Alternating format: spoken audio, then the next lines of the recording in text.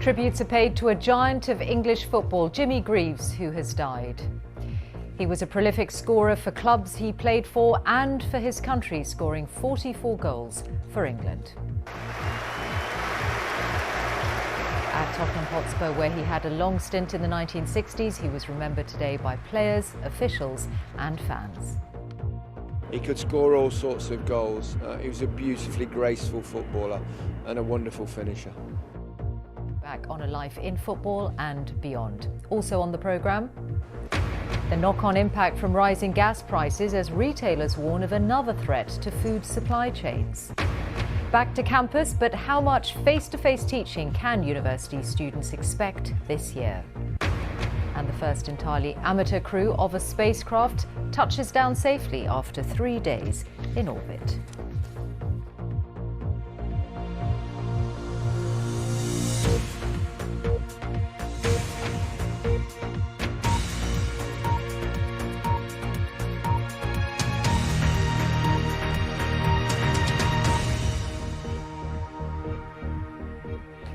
Good evening. One of England's greatest footballers, Jimmy Greaves, has died at the age of 81. He was Tottenham Hotspur's most prolific striker, netting 266 goals. He's been remembered today with tributes ahead of their game and by other clubs that he had played for. Greaves also went on to become a television pundit. Katie Gornall looks back now on the life of a man who was a member of the squad that won the World Cup in 1966, although he missed out on the final. He remains one of England's all-time top goal scorers. He was one of the most natural finishers ever to play the game. Perhaps even the greatest goal scorer that England has produced. He was devilishly funny as well, with his wit and his personality, so charismatic. But on the field of play, people remember him most. Those of us that are old enough to have witnessed his magnificence at times. He could score all sorts of goals. He was a beautifully graceful footballer and a wonderful finisher. Jimmy Greaves made his name at Chelsea before moving to AC Milan in 1961. His European adventure was brief and he soon returned home to Tottenham Hotspur, the club which would define his career. The goals kept on coming. His 266 at Spurs remains a record to this day, and he scored 44 in just 57 games for England. He used to say to me, "You do all the running, I'll do all the scoring." And that's what he was. He was a great, great goal scorer. And in time to come with stories going about Jimmy Greaves, though people will remember Jimmy Greaves because there's been nobody better. Greaves was a key player heading into the 1966 World Cup, but early in the tournament he was injured, and although he recovered by the final, he was left out in favour of Geoff Hurst. A disappointment which proved hard to take. I couldn't force myself to join the festivities because I'd built, in my own mind, I'd built myself up that I was going to be in the side and I was going to be one of the key people. And suddenly it wasn't there. This is Greaves! After retiring in 1971, Greaves struggled. Alcoholism was followed by bankruptcy. But he battled back from both to reinvent his career on television. Good day, now Saint. What happened? There you are, favourites to qualify for. Alongside Ian St John, his show Saint and Greavesy was a huge hit with viewers. Although the programme ended in the early 90s, the affection for Greaves certainly didn't. And in 2009, the man who famously missed out on the World Cup final at last received a winner's medal. Today, England manager Gareth Southgate confirmed that they'll pay tribute to him at England's next match, saying Jimmy Greaves was someone who was admired by all who love football. The former Tottenham player Ossie Ardiles said Jimmy epitomises what Spurs is. To dare is to do. While another great Tottenham goal scorer, England captain Harry Kane, described him as a true legend. This afternoon, fans gathered at the Tottenham Hotspur Stadium and gave their reaction. Absolutely gutted. He's just, incredible player. Fantastic on Saint and Greavesy. I think a lot of us grew up watching that.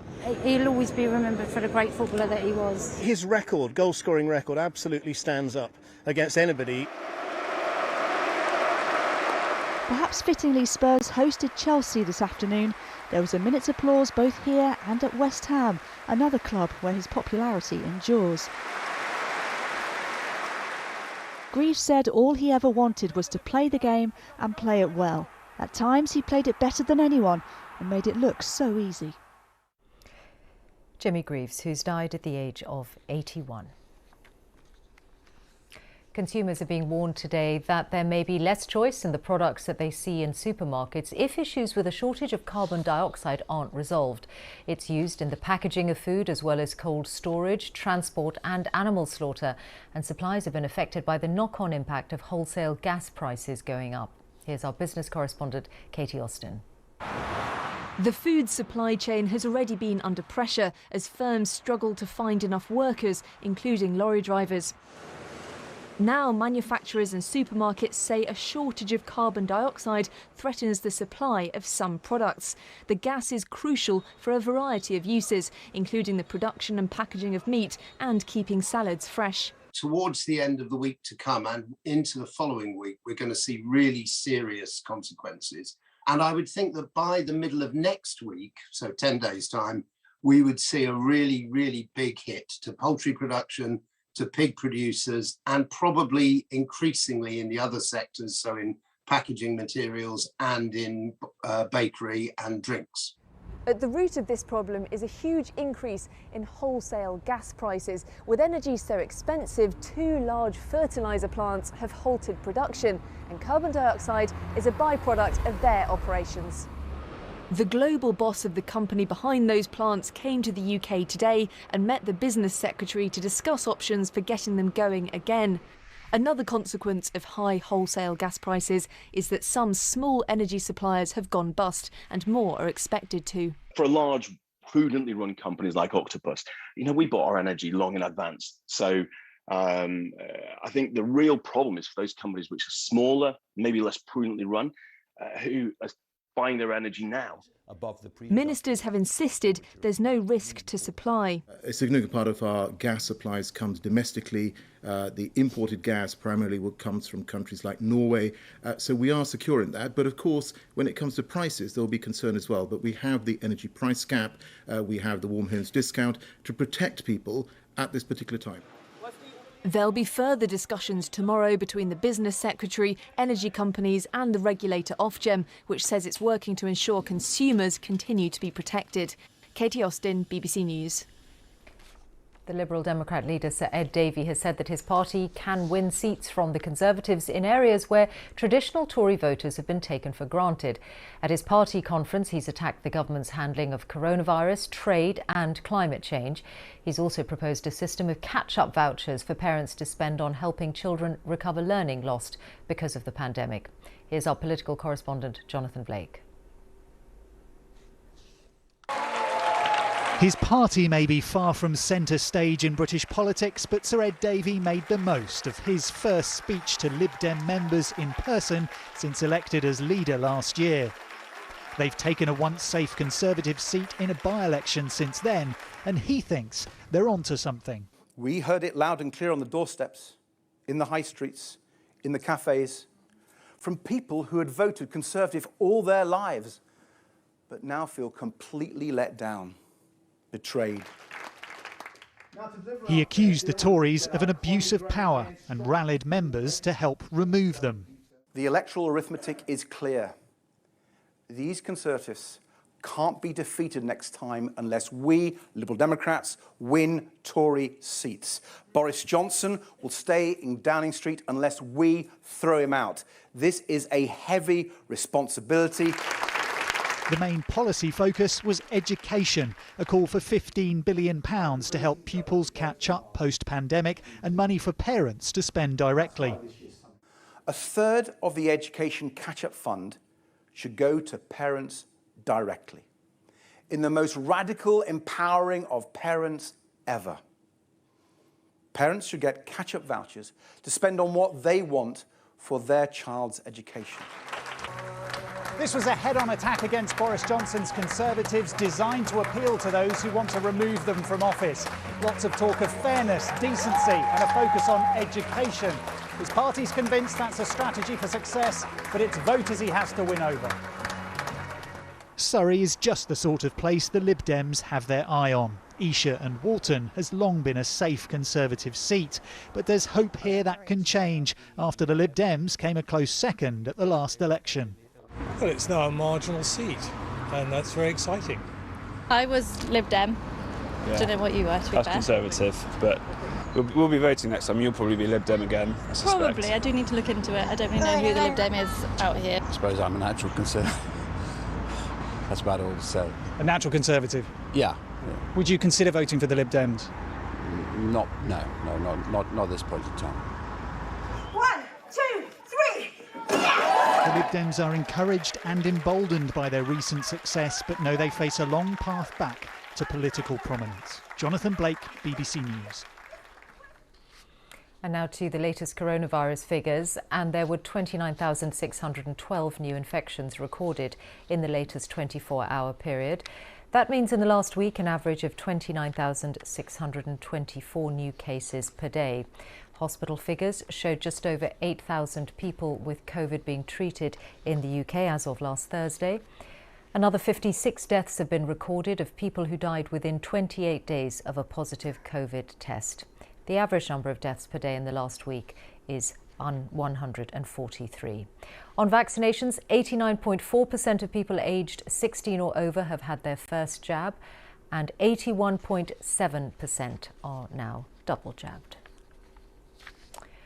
As students start to head to campuses for a new academic year, universities in England are being urged by their regulator to take student views into account when deciding about online teaching. The regulator, the Office for Students, says that it does expect the majority of teaching to be in person, but many universities have told the BBC some lectures are likely to be online. Here's our education editor, Branwen Jeffries. So in terms of the plans for Freshers' Week then... Freshers' Week is about to come roaring back. Pretty much everyone I know is now back in York. Universities were ghost towns last year, but in the coming weeks, from bars to laboratories, everything will reopen. The biggest change and thing I'm most excited for is to get back into the lectures, to see people. I do a science degree, so I'm really excited to be back in the labs and doing that sort of work. It's time to rebuild their social lives and get used to turning up to lectures. There are people in the new cohort who've potentially never been out, so they are trying to go for the full uni experience, but everyone is aware, there is still a bit of precaution that needs to be in place. The coronavirus reminders are still there, but more of a nudge, less of a strict regime. The big game changer this year is vaccination. It should allow a return to mainly face-to-face teaching. And that's absolutely crucial, not just for students, but universities also know they're under pressure to show value for money for those tuition fees. These seats will refill at York, but lectures will also be offered online. In England, a warning that student views on quality matter. We're going to be looking particularly at those courses where we know there are high numbers of students going in, where there may be a risk to quality. But we're also relying on students and others to let us know if they think that quality is slipping. And if it is, then we will intervene. We'll be discussing with universities and colleges what the problems are. At York, they've brought forward finishing these student flats. With student numbers up, they've run out of rooms. First year Reese has been offered student accommodation in Hull, so he faces an hour each way commuting until January. I am still stressing about it, how much I'm going to have to spend travelling instead of studying or in lectures or with friends or socialising. It's going to be a real challenge, especially for my first year of university. The university says giving students the full uni experience is the priority this year. We're going to look after them as well as we can in that situation, making it easy for them to get to and fro, helping them with money, and making sure through well-targeted welfare support and on-site support that they don't feel isolated. Already on campus are international students. One more sign of the slow journey back to normal university life. Branwen Jeffries, BBC News, York. The actor John Challis, best known for playing Boycie in the BBC sitcom Only Fools and Horses, has died at the age of 79. Well, I've left the Mercedes parked downstairs. You know what they're like on this estate. They'd have the wheels off a jumbo if it flew too low. His co-star Sir David Jason said he was a wonderful actor and his character, which he played for 20 years, was a firm favourite with comedy fans. John Challis's family said he died peacefully in his sleep after a long battle with cancer.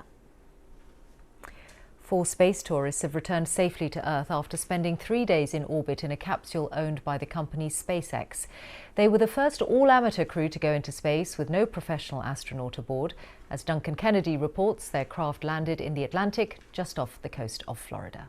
Approximately 15 miles per hour when they touched the... This is the flight that's reinvented spaceflight. The SpaceX mission coming down in the Atlantic is the first all-civilian crew to have orbited the Earth. Inspiration 4, on behalf of SpaceX, welcome home to planet Earth. Your mission has shown the world that space is for all of us. There he is. They were led by Jared Isaacman, a 38-year-old billionaire who paid for all 4 seats on board. The 4-day mission began last Wednesday, reaching a height of around 360 miles. Whoa!